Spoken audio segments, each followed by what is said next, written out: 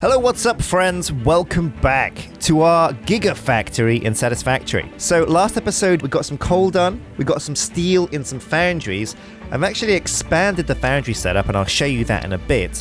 But I got a bit confused because I was trying to make wire out of iron because we researched it and I was like, why can't I do this? I came back, the research was done, and then I remembered that when you come over to the hub, you have to research, you have to actually kind of submit materials to get access to these recipes that you learn retroactively. So I made some iron ingots and we're going to send off the pod and get the iron wire recipe unlocked. And this should mean that we can make iron wire. I'm not sure if it's a separate... Here we go. Alternate iron wire. Ding, ding, ding, ding, ding. And it actually counts as normal wire. And that's perfect. That's exactly what we need. However, it does cost 2 iron ingots. So it's not the cheapest, but it does make a decent amount of wire. So not only that, but we researched caterium or caterium. Don't know what it's really called, but whatever. Anyway, caterium technology is tier 3, which means it might even have been unlocked during the closed alpha. And I did not find it because I did not research caterium. But we're there now. We've done it. And I got excited because when I click on this, oh my god, Blade Runners! An exoskeleton for your lower legs that assists your movement, allowing you to sprint faster, jump higher, and dampens the impact of landing. That sounds freaking amazing. Also, Power Poles Mark II that let you have 6 connections instead of 4. That's pretty good. And of course, the most important thing, holy damn, 5 more inventory slots. So we're definitely going to select that and we're definitely going to submit all that we can towards that goal. And it looks like our only shortcoming is the copper wire, but that shouldn't be a problem. So let's go around and gather up some cable. I should have some cable. There we go. Cable. I've got the rotors, because I've always got rotors, mate. Then I guess I'm doing a run for wires. Okay, so wires in the bag. It's time to launch and get this caterium technology unlocked. So that unlocks instantly, and you don't send the pod, or you do send the pod, and then it comes back quick? Utilizing basic caterium properties. R&D insisted on inflating your pocket dimension. Right, so my pocket dimension has been inflated and boom, 5 more inventory slots. That's the real juice right there. So the caterium ore, how much of this makes 1 ingot? Let's find out. Okay, so 4 makes 1 ingot. But I really want to get those Blade Runners. Oh yeah. So they cost 50 quick wire. Oh my god. And quick wire is only 1 ingot makes 4, so I need 52 caterium ores. So we're going to find the nearest location of caterium ore.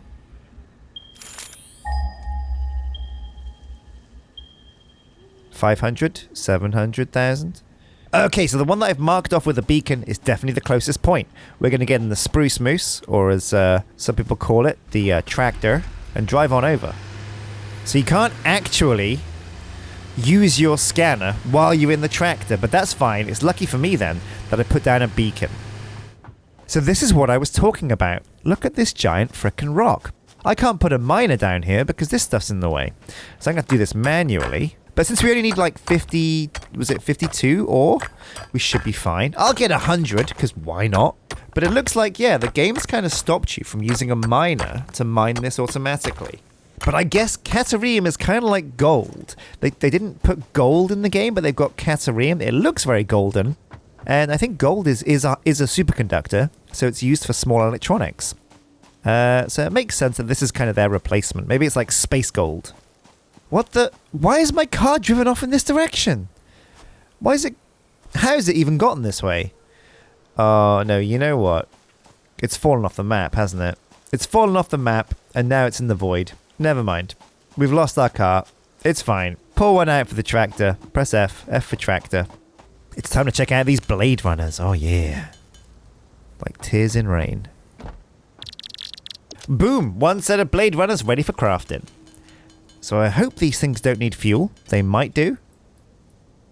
Ding, ding, ding. So how do we put these on? Are they... Do we wear them? Do we wear the Blade Runners? Are they like a chest piece? They are! Okay. An exoskeleton. So these make me sprint quicker. Let's find out. Sprinting.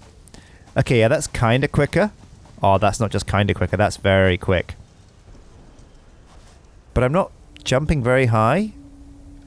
Can I double jump? Oh, I am jumping actually a lot higher when I'm stationary. This is a lot higher. Ah, nice. This is nice. I like it. This is going to get us back to the other place super quick. Speaking of the other place, let's go. So what can we learn next? We haven't got any research done, so the next... Well, we're not going to do the berry scanner because that's annoying. But logistics is the next logical, get it, milestone. However, again, Mark III storage conveyors and Mark II containers, not so important to get, especially when they cost 50 motors. So we'll select it, but we can always change later on. Oh, I like it. I like the speed on these Blade Runners. I feel a lot better now that we lost our car. Because you know what? Maybe I am a car. I run like a car now. Holy crap. Just the speed now, which I can traverse the landscape, is pretty nice. Pretty nice. The tractor might still be quicker. I don't know if it is, though. And it costs fuel, and it gets lost. And you have to park it. Man, finding parking can be a real bitch. So like I said, the whole setup that I have here can support a little bit more than 3 foundries. In fact, it can support at least 6, maybe even more, but we set up 6 to go with. We've unlocked the recipe now that lets you turn iron into wires, so it's time to set up our rotor, scooter, wooter setup. I might make, actually, a little personal box, just because I need a place to stash some stuff. So we are running low on the whole iron plates, which is going to become an issue because we're going to use Mark II conveyors. So I will have to run back, get some more of those. Ugh, back in a tick. But having that little personal box means that I can gather up loads and loads of things that I'll need.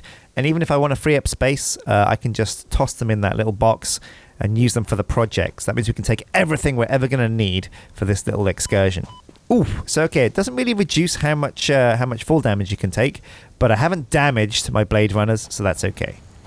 We're also going to need some iron rods. Always need some iron rods. Here we go. Oh, yeah, the good stuff. We'll take some iron plates as well. Why not? And what else are we likely to need that we don't have over at the other base? I don't think anything, you know. Maybe some rotors and things from over here. Some frames. We might as well even, actually, load up the space elevator with all the frames that we can. Because I really want to get the next phase of the space elevator done. That's going to unlock a new tier, and that itself is pretty freaking exciting. It might even be worth making motors manually while we set up the systems to make motors automatically. Oh, so I can probably jump up this bit now as well, which means I don't have to put a ramp there at all. Yeah, oh, easy. So let's get some of these frames. Oh, I got loads of frames. More frames than an optician. Little optician joke for you there. Okay, the frames are locked in position. So let's set these systems up. Now, when it comes to designing systems like this, you can get super mathy. And what I mean by that is, well, you just do the math and work out what a system can maintain. This foundry, for example, we're getting very technical, but it outputs 30 bits of 2 steel ingots a minute. So every minute, it will produce 60 steel ingots. So that means it's going to be 60, 120, 180 steel ingots coming down this conveyor. Mark II conveyor belts can only push 120 items a minute. So it means we've got a massive overload of steel. But that's okay. There are worse places to be. So let's again rethink what we're trying to do. We're trying to make motors. To make motors, we're going to need stators. So the first thing we're going to do is turn steel into steel pipe and combine the steel pipe with wire to make stators. The second part of the mix for a motor is, of course, the rotor. And to make rotors, we need steel into screws and steel into iron rods, or rather iron into iron rods. So we're going to need to get this bad boy set up with some smelters. Let's do that right now. Now, we didn't allot for the smelters in our to-do list. That's okay, because they're pretty cheap. And we've only got Mark I ones anyway, so it shouldn't really matter.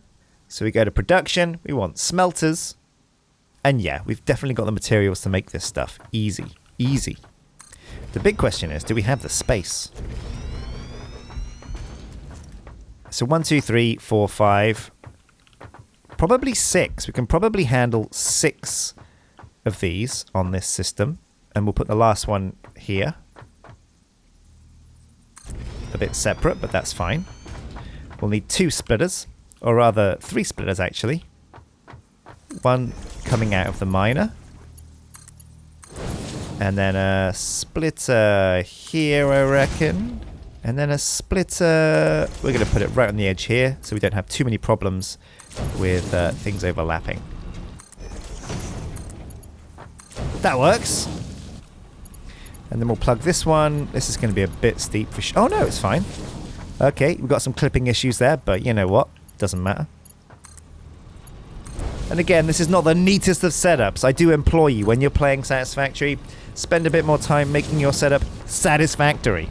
Because that's definitely not what we're doing at the moment. But what we're really just trying to do is get all of this iron ore out of here and into these smelters. This is one mine producing 120 a minute, going 6 ways into smelters that I believe produce 30 per minute. So it uses 30 iron ore per minute.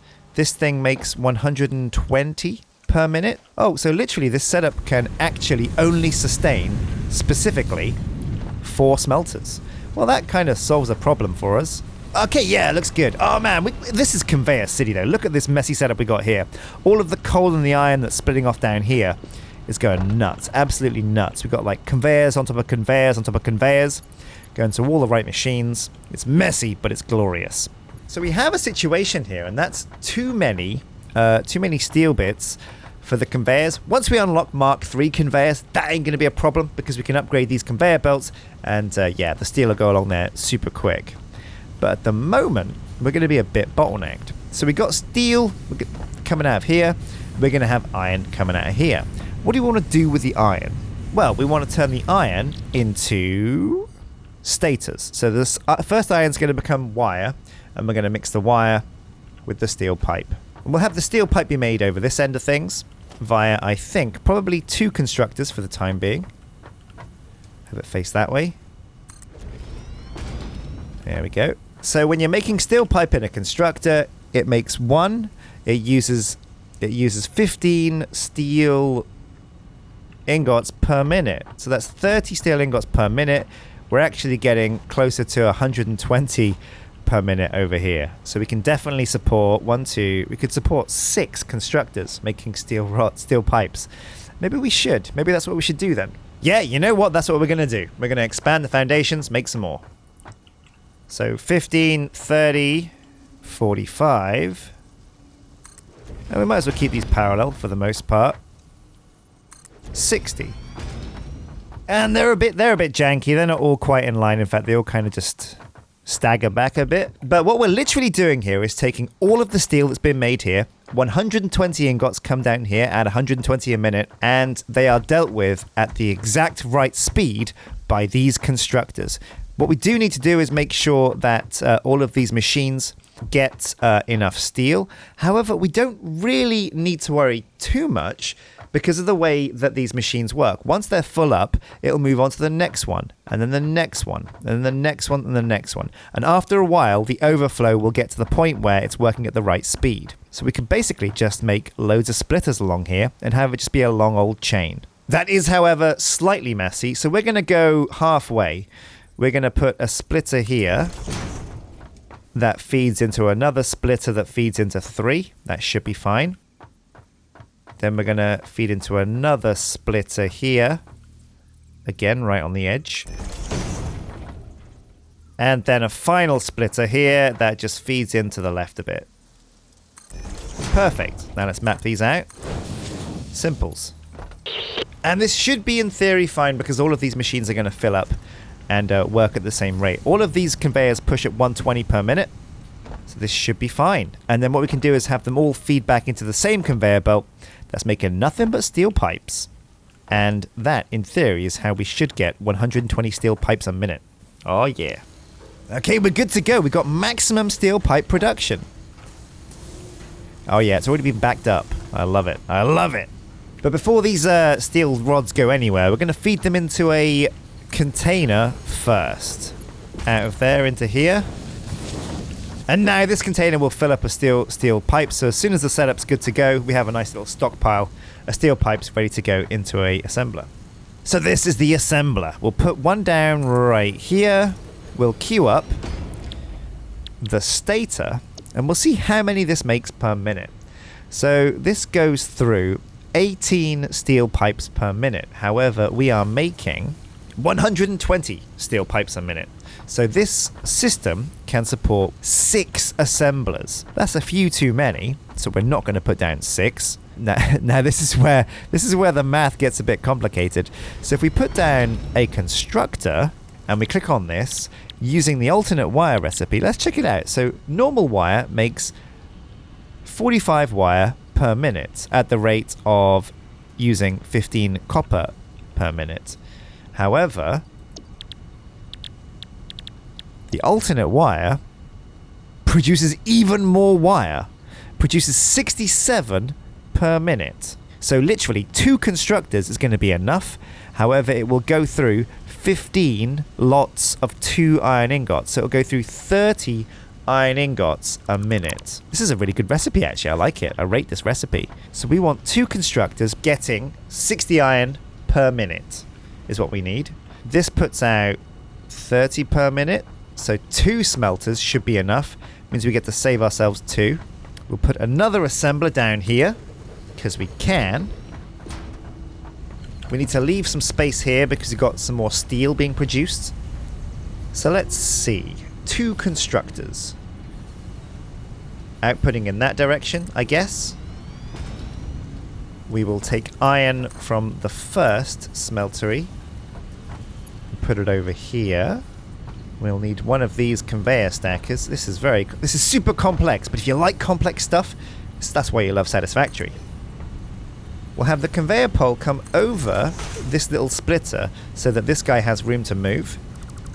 You have to move these conveyor poles a bit away from splitters because they don't like being very close. Okay, so stage 2. We want a splitter coming out of here. That looks good to me, kinda, yeah. And that's going to send some of these steel poles here and some of them here. This guy can feed to this, so that's fine. And now as soon as everything's powered up, we're going to have 2 assemblers making exactly what we need them to. So if we did the math properly, we could get more assemblers down here and get a lot more status a lot more quickly. And that's what it really comes down to. It's working out the efficiencies. What do you need to make what? What we are going to do now, though, is make some motors. We've got all the frames we need for the space elevator. But let's make some motors and unlock stage 2, electric boogaloo. So we're taking all of these steel tubes. And while we do have machines now that are making these bad boys, and at a reasonable rate, actually, 6 per minute, very good. Very good indeed. We're going to speed up production and make them ourselves over at the bench. Because we can make 300 here. And we make like about 50 per minute. And this really goes back to what I'm saying of that all that time we spent making these machines, we could have literally been making what I'm doing right now, stators, in the crafting bench and getting close to those goals. However, it will come back to bite us in the end when the materials required a much higher tier and you need to have all these machines in place making what you need. So we're going to put down 2 more of these, but we are going to try and kind of forward think this and put these right at the end. This is the end game, so we want 2 assemblers at least right at the end making motors. For the time being, we're just going to feed this into here. To make rotors now, we're going to need, what are we going to need for rotors? But for rotors, we literally just need screws and iron rods. And that's pretty simple. Oh, but also a massive headache. For this, I'd need to set up assemblers making rotors and also constructors making steel rods and then steel rods and then steel rods into screws. I'd need to work out the efficiencies of that, what the actual best setup is for getting the most out of all of those things. And that is a mind meld of like epic proportions. Okay, so we're going to leave this factory. What I'm going to do is I'm going to do the next stage of the space elevator, get that done, rejigging this to be super efficient, and down the line, it's going to take me hours and hours, like a whole evening, planning and building and getting stuff set up. And if you're at home trying to plan out your systems, I really would recommend just get a piece of paper or like a notepad and a pencil, or even use a computer, like a notepad computer, and type into there. Type out all the rates for everything along your chain. Use a calculator if you have to. And you can easily map out in your head on paper. You can plan perfectly the system. You can see exactly how many of each you'll need, as long as you know the ratios. Okay, that should be enough motors. Let's plug them in. 48, 50, We're locked and loaded. This will unlock tiers 5 and 6. Oh, color me excited. We've loaded them in. They're sealed. And now we send. Beep, beep, beep. Oh, it's got a new animation. Oh, it actually goes now. Oh, that's so cool. Off it goes. How long until it comes back? Please come back. Unavailable in early access. 7 and 8. Oh, right. So this is all that we can do. Let's go over to the hub and see what we've actually unlocked. Although I kind of want to see this come down. Let's wait until it comes back down to Earth. Let's see it reapproach, re-enter. If it does. Oh, here it comes. Chugga, chugga, chugga, chugga.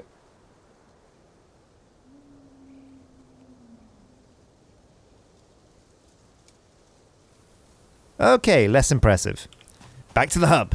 Okay, let's take a look at what we have unlocked now. So tier 4 was the last stage. So tier 5, oil processing. This doesn't let us scan for oil. No, it does. Scanner update, crude oil. Industrial manufacturing. We can get a truck.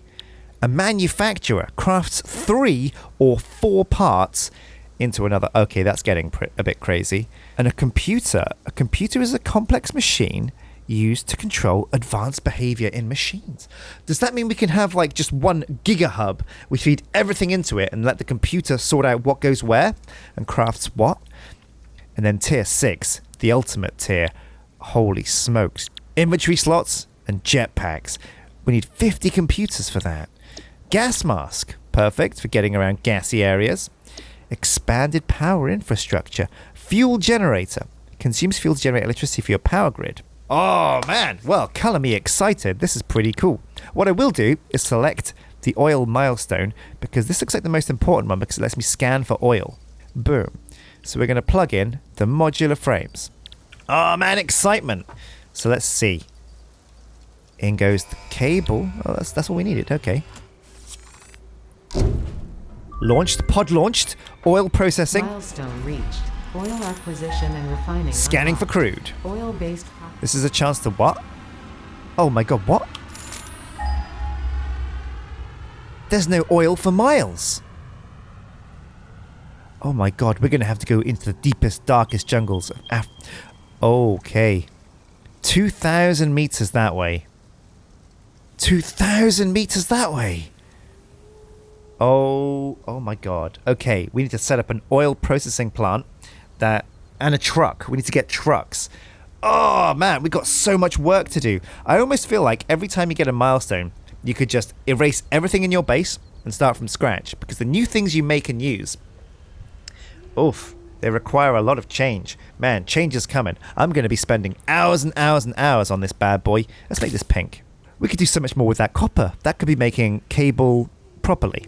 And wire also. We could get this set up properly. So it's making the reinforced iron thingies properly. We could get the gigafactory over here set up properly. So it's making a decent amount of rotors and modular frames. There's so much to do. So many ways we can make our factory more efficient. Okay, well, thank you for watching Satisfactory. Join me next time when, it's going to be after we've optimized everything. We're going to get the motor production set up perfectly. We're also going to get it setting up the heavy frames with the concrete and the steel. And we're going to see if we can get to computers. I think what I'll do is, I'm going to spend tonight just getting all the materials, unlocking everything I can, and then once that is all unlocked, I'm going to build the perfect system. Oh yeah. Thank you for watching, and a great way to support the channel is become a member via the YouTube memberships thing. Until then, take care.